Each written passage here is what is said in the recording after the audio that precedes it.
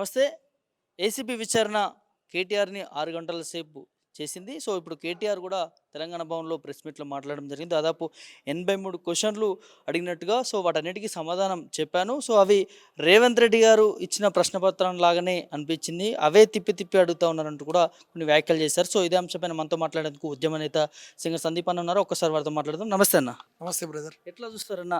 దాదాపు 6 గంటల పాటు ఏసీబీ విచారణ చేసింది కేటీఆర్‌ను. సో, దాంట్లో క్వెషన్స్ కూడా కే రేవంత్ రెడ్డి రాసిచ్చినట్టుగానే ఉన్నాయంటూ కూడా బీఆర్ఎస్ పార్టీ వర్కింగ్ ప్రెసిడెంట్ చెప్తారు. దానిపై మీ స్పందన? అంటే వాస్తవానికి ఇది కేటీఆర్ గారు కూడా గత వారం రోజుల నుంచి చెప్తున్నాడు. ఇది పెద్ద కేసేం కాదు. ఇది ఒక లొట్టపీస్ కేసు. హ్మ్. అంటే లొట్టపీస్ ముఖ్యమంత్రి ఉన్నాడు కాబట్టి ఇది లొట్టపీస్ కేసు లాగా ఉండబోతుందని రామన్న కూడా చాలా డేస్ నుంచే చెప్తున్నాడు. హ్మ్. ముఖ్యంగా ఈ కేసు విషయంలో అంటే ఇప్పుడే ఈ కేసుని ఎందుకు తెర మీదకి తీసుకురావాల్సి వచ్చింది? అసలు ఎలాంటి ఆధారాలు లేకుండా అంటే ఒక రాష్ట్రం యొక్క క్రెడిట్‌ని పెంచడానికి, ఒక రాష్ట్రం యొక్క బ్రాండ్ ఇమేజ్‌ని పెంచడానికి తను చేసినటువంటి ప్రయత్నం తెలంగాణ 2014 నుంచి 2023 వరకు చాలా గొప్పది. కానీ ఈ సందర్భంలోనే ఎందుకంటే వాళ్ళు చేస్తున్నటువంటి అనేక అవినీతులను కప్పిపుచ్చుకోవడానికి డైవర్షన్ పాలిటిక్స్‌లో భాగమే ఈరోజు ఒకవైపు రాష్ట్ర ప్రభుత్వము, ఒకవైపు కేంద్రంలో ఉన్నటువంటి బీజేపీ కలిపి ఆడుతున్నటువంటి నాటకము. ఈరోజే ఈరోజు ఏసీబీ ఉన్నది. నెక్స్ట్ 16వ తారీఖు నాడు ఈడీ ఉన్నది. అంటే ఒకవైపు వీళ్ళు, ఒకవైపు వాళ్ళు. అంటే కేంద్రంలో కింద చోటేబాయ్, పైన బడేబాయ్. వీళ్ళిద్దరు కలిసి ఆడుతున్నటువంటి నాటకంలో భాగంగానే ఈరోజు రామన్నని ఏసీబీకి పిలవడం జరిగింది. సరే ఏదేమైనప్పటికీ కూడా డైవర్షన్ పాలిటిక్స్ అంటే త్వరలో రాబోతున్నాయి. సర్పంచ్ ఎన్నికలు కావచ్చు, స్థానిక ఎన్నికలు కావచ్చు, మున్సిపాలిటీ ఎన్నికలు కావచ్చు. నెక్స్ట్ వాళ్ళకు చాలా అత్యంత క్రియాశీలంగా జీహెచ్ఎంసీలో ఎక్కడ కూడా వాళ్ళకు ఒక ఎమ్మెల్యే గెలిచినటువంటి సందర్భం లేదు.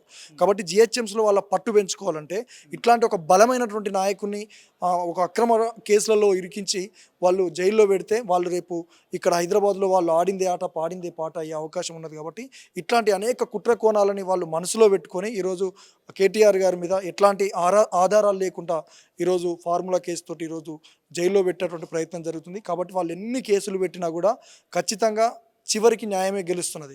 ఒకప్పుడు కవితక్క మీద కూడా ఎట్లాంటి ఆధారాలు లేకుండా తనను జైల్లో పెట్టినటువంటి సందర్భం. ఈరోజు రామన్నను కూడా అదే అందులో భాగంగానే ఈరోజు ఆధారాలు లేకుండా ఈరోజు లోపట పెట్టాలని ప్రయత్నం చేస్తారు. కాబట్టి ఖచ్చితంగా చివరికి న్యాయమే గెలుస్తుంది. ఖచ్చితంగా ఈ న్యాయం కోసము బీఆర్ఎస్ పార్టీ కార్యకర్తలుగా, బీఆర్ఎస్ పార్టీ నాయకులుగా మేమందరము ప్రజల పక్షాన నిలబడడానికి సిద్ధంగా ఉన్నాం. 6 గంటల పాటు విచారణ జరిగింది. సో, మధ్యలోనే ఈ విచారణ తర్వాత కేటీఆర్‌ని అరెస్ట్ చేస్తారంటూ కూడా చాలా మీడియాలు కూడా చూపించాయి. సో, మార్నింగ్ నుంచి ఇప్పటి వరకు కూడా అదే న్యూస్ హైలైట్‌గా జరిగింది. సో, కేటీఆర్ బయటకొచ్చారు. మళ్ళీ విచారణ ఉండబోతుందంట. ఎట్లా చూడొచ్చు దాన్ని? అంటే కామన్‌గా రేవంత్ రెడ్డి అంటేనే దొంగ పోలీస్ ఆట ఉంటుంది. హ్మ్. ఓకేనా? హ్మ్. కాబట్టి ఇయ్యాలనా రేపా అని ఒక కన్‌ఫ్యూజన్ చేస్తాడు. నాకు తెలిసి 3, 4 రోజులల్లా వాళ్ళేమన్నా దోసుకోవాల్సింది ఉంటే కూడా మీడియా మొత్తం ఇటువైపున మలిపి వాళ్ళు చేయాల్సిన పనులు చాలా ఉన్నాయి లోపట. హ్మ్. ఒకవైపు ఆదానితో కావచ్చు, ఒకవైపు పొంగులేటికి ఇవ్వాల్సినటువంటి కాంట్రాక్టులు కావచ్చు. ఇట్లా అనేక పనులున్నాయి. వాళ్ళు చేసుకోవడం కోసమే కొన్ని రోజులు ఒక డ్రామాలు ప్లే చేసి హ్మ్.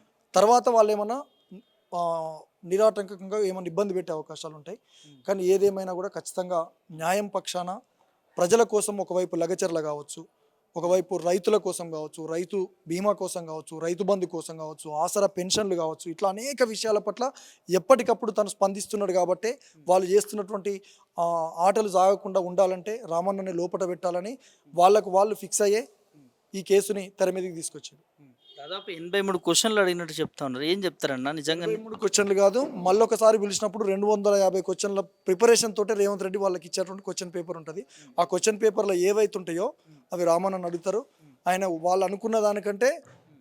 100% ఎక్కువ వాళ్ళకి సమాధానం చెప్తాడు. హ్మ్. కానీ ఇది ఒక కుట్రపూరితంగా పెట్టినటువంటి కేసు కాబట్టి హ్మ్. ఇందులో ఎలాంటి ఆధారాలు లేవు. హ్మ్. ఖచ్చితంగా న్యాయమే గెలుస్తుంది. మళ్ళొకసారి ప్రజల పక్షాన బీఆర్ఎస్ పార్టీ కార్యకర్తలుగా, నాయకులుగా మేమందరం ప్రజల పక్షాన కొట్లాడడానికి సిద్ధంగా ఉన్నాం. Thank you.